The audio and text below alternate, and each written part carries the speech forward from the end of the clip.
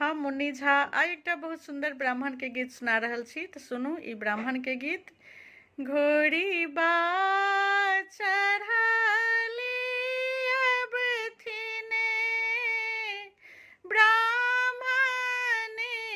बाबू यौआ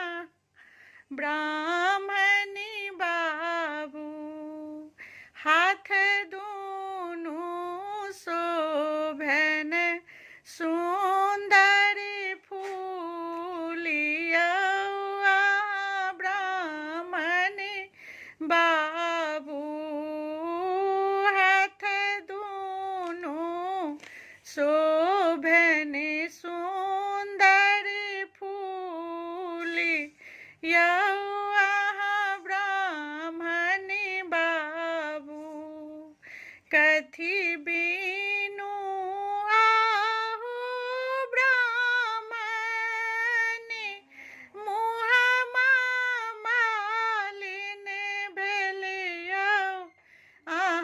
ब्राह्मण बाबू कथी बीनु शक्ति के हीनियौ ब्राह्मण बाबू कथी बीनु शक्ति के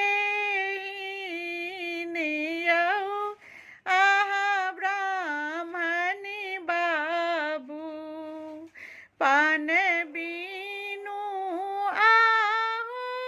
सेवक मुहमा मालिन भेलियौ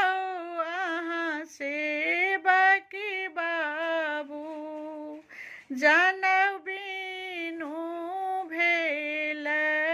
शक्ति के हीनियौ सेवक बाबू जनौ बीनु भेल शक्ति के हीनियौ सेवक बाबू